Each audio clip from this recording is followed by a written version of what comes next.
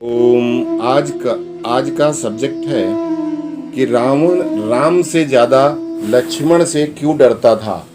इसका पौराणिक रहस्य क्या है। लेकिन इसके पहले आपके असीम प्रेम के लिए बहुत बहुत धन्यवाद। और अगर आपने अभी तक आदर्श धर्म चैनल को सब्सक्राइब नहीं किया है तो कृपया सब्सक्राइब कर लें, ताकि आपको नई नई पौराणिक रोचक कथाएं हमेशा मिलती रहें। तो शुरू करते हैं। जैसा कि आप जानते हैं कि राम जी के पूर्वज एक से एक महान दानी, वीर पराक्रमी राजा हुए हैं।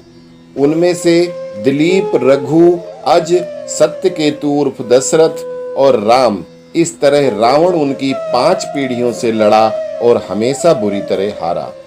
राजा दिलीप का अश्वमेध यज्ञ चल रहा था, जो समाप्ति के अंतिम चरण में था। यज्ञ का घोड़ा अयोध्या के सभी भूभाग में घूम चुका था और वापस लौट रहा था।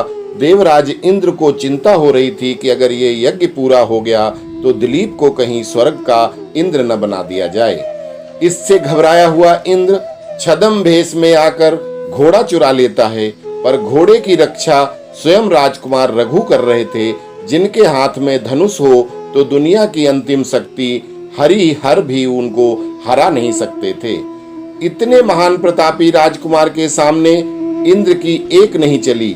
रघु ने स्वर्ग लोक पर आक्रमण कर दिया और घोड़ा न लौटाने पर स्वर्ग सहित इंद्र को नष्ट कर देने की प्रतिज्ञा कर ली थी और अकेले ही महान देवताओं यम, कुबेर, पवन, अग्नि, वरुण, सूर्य, चंद्र, वसु, दिग्पाल, यक्ष, किन्नर आदि अनेक ताकतों से भीषण युद्ध कर रहे थे।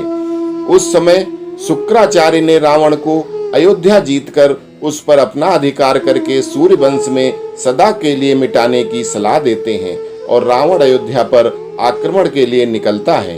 परंतु ऋषि अगस्त से, विश्वामित्र से, वशिष्ठ, राजा दिलीप को सूचना मिल जाती है। अतः यज्ञ में दीक्षित राजा ने यज्ञ स्थल से बैठे बैठे मंत्र पढ़कर एक बाण चलाया, जिससे अयोध्या की सीमाओं पर एक अदृश्य दीवार बन गई। चूंकि वो दीवार रावण और उसकी सेना के लिए बनाई थी, अतः रावण या उसकी सेना का कोई व्यक्ति जाता तो मारा जाता। रावण ने बड़ी कोशिश की, पर वो सीमा में प्रवेश नहीं कर पाया। दिलीप की वो विद्या लक्ष्मण को आनुवंशिक रूप से मिली थी, कुदरती थी। वो मंत्र पढ़कर कहीं भी ऐसी दीवार खड़ी कर सकते थे। रावण ने ये चमत्कार लक्ष्मण रेखा में पंचवटी में देखा था। ये प्रथम कारण था। दूसरा रहस्य है कि राम जन्म के बाद रावण शिशु अवस्था में ही राम को मारकर अमर बनने के लिए उसने शिव जी का आवाहन किया। शिव जी प्रकट हुए तो रावण ने समस्या बताई और दिलीप की बनाई हुई मंत्रों की दीवार को पार करके अंदर कैसे जाएं और कालकूट जहर की मांग की। प्रभु शिव जी उसको साथ ले गए और अंतरिक्ष के रास्ते से अयोध्या नगरी में पहुंचा दिया और खुद अदृश्य हो गए। रावण ने शिव जी द्वारा दिए गए कालकूट विष को अपने पूरे शरीर में लगाया और माया से भौरा बनकर सारा जहर रामलला के शरीर में उतारने के लिए महल में प्रवेश किया। चूंकि शिव जी ने उसको 2 दिन का समय दिया था, अगर इस बीच लौट आया तो ठीक, वरना अयोध्या में ही रहेगा। राजा दिलीप के सीमा के उस पार कभी नहीं जा सकेगा। अतः दिन में ही डंक मारकर वापस जाने की योजना थी। रावण उसी पालने के आसपास भ्रामरी राग सुनाने लगा। चारों पालने एक साथ एक ही जगह थे और तीनों रानी दशरथ हास परिहास में व्यस्त थे। लक्ष्मण जोर जोर से रोने लगे। सबने चुप कराया। गोदी से गोदी बदलती रही, पर वो चुप नहीं हुए। कैकेयी ने मुस्कुराते हुए राम को गोद में लिया हुआ था, उनको पलंग पर लिटा दिया और लक्ष्मण को गोद लिया इधर उधर घुमा रही थी। फिर राम के पास आई। बच्चा चुप हुआ, सिसकने लगा, पर जब राम के साथ लिटा दिया वो बिल्कुल चुप होकर हंसने लगा। अब राम और लक्ष्मण को एक ही पलंग पर छोड़ वो लोग फिर से चौसर के खेल में लग गए। भंवरा रूपी रावण राम को डंक मारने के लिए पलंग पर गया और उड़कर राम के बाम अंगरथा दिल पर आघात करने के लिए झपटा, पर इतने में लक्ष्मण ने उसको खेल खेल में ही पकड़कर मुट्ठी बंद कर ली। रावण लक्ष्मण की मुट्ठी में बंद शेषावतार सभी विषधरों के राजा, उन पर कौन से विष का जहर चढ़ता, उसके डंक क्या उसकी हड्डियां पसलियां सब तोड़े दे रहे थे। और दोनों बालक राम लक्ष्मण किलकारी मारकर हंस रहे थे। इस तरह रावण की लक्ष्मण ने दुर्गति कर डाली। उधर 2 दिन क्या सप्ताह बीत गया। मंदोदरी चिंतित शिव जी की शरण में स्तुति की। शिव जी ने प्रकट होकर सारा वृत्तांत बताया और कहा कि लंकेश, अब बालक लक्ष्मण जो साक्षात शेषावतार हैं कि दया पर ही जी सकते हैं, और इसके लिए आपको ब्राह्मण बनकर विभीषण संग जाना होगा और दशरथ से भिक्षा मांगनी होगी। जब वो वचनबद्ध हो तब रावण की जान की गुहार लगाने पर बच सकता है। शेष के पंजे से रावण को छुड़ा सिर्फ राम सकते हैं, मैं भी नहीं। आपके साथ मैं भी चलूंगा और प्रभु के बाल रूप के दर्शन करूंगा। जब रावण छूटेगा तो उसको अंतरिक्ष मार्ग से मैं वापस लाने में मदद करूंगा। अब मंदोदरी ने पिता मैदानों का स्मरण किया। वो भी आ गए और सभी ने माया से ब्राह्मण रूप बनाया और अयोध्या चले। विभीषण और माल्यवान, मैदानों, मंदोदरी और भगवान शिव दशरथ के दरबार में पहुंचे और ओम भवतु भिक्षाम देहि की अलख जगा दी। ब्राह्मण भक्त राजा दशरथ ने कहा कि जितना चाहो जो चाहो ले लो। तब विभीषण ने कहा कि आप संकल्पबद्ध हो तभी हम मांगेंगे। राजा दशरथ ने संकल्प करके फिर पूछा। तब विभीषण ने अपना परिचय देकर अपने बड़े भाई को मुक्त करने की प्रार्थना की। दशरथ सहित सभी दरबारी भौचक। दशरथ जी बोले, जब हमने कोई युद्ध नहीं किया, किसी रावण या किसी को भी बंदी नहीं बनाया, तो मुक्त किसको करें? मैं वचनबद्धता में हूँ। मुझे बताओ, किस देव दानव मानव ने उसको बंदी बनाया है? मैं युद्ध करके उसको मुक्त कराऊंगा। ब्राह्मण रूपी शिव जी बोले कि रावण आपके महल की कैद है, आपके पुत्र ने उसको बंदी बनाया हुआ है। आप अपने पुत्रों को बुला लो या हमको उनके पास ले चलो। अब दशरथ को क्रोध आ गया और माल्यवान तथा मैदानों की ओर देख करके बोले कि ये ब्राह्मण कैसी अनर्गल बातें कर रहा है।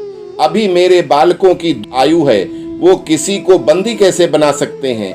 मंदोदरी रोती हुई बोलती है कि एक बार अपने बालकों के पास हम लोगों को ले चलो। आप वचनबद्ध हैं, अगर आपके महल में मेरा पति नहीं मिलता है तो आप मुझे मृत्युदंड दे देना। दशरथ जी बोले, बड़ी मिन्नतों के बाद मुझे बुढ़ापे में पुत्र सुख मिला है। आप लोगों की नजर न लग जाए, इसलिए गुरु वशिष्ठ से मंत्र अभिपूरित कलावा रक्षा सूत्र बंधवा लो। गुरु जी सबको रक्षा सूत्र बांधते हैं, परंतु प्रथम सप्तऋषि भला भोलेनाथ को कैसे न पहचानते। अतः वशिष्ठ जी खुद सबके साथ महल में गए, जहां चारों बच्चे पालना में लेटे हुए थे। भगवान शिव प्रभु का रूप देखकर मुग्ध हो गए और वहीं प्रभु राम की विनती करने लगे। भगवान शिव के आंखों से अनवरत अश्रुधारा बहने लगी, जो प्रेम की अश्रुधारा थी। ये देख करके माताएं दशरथ सहित सभी आश्चर्यचकित थे। अब भगवान शिव ने प्रभु की स्तुति उपरांत रावण को मुक्त करने की प्रार्थना की।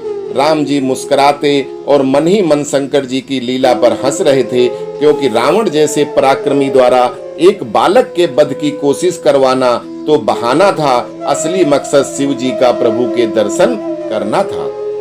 अब मंदोदरी सहित सभी लोग लक्ष्मण से मुट्ठी खुलवाने की विनती कर रहे थे, पर वो क्रोध में फुफकार रहे थे।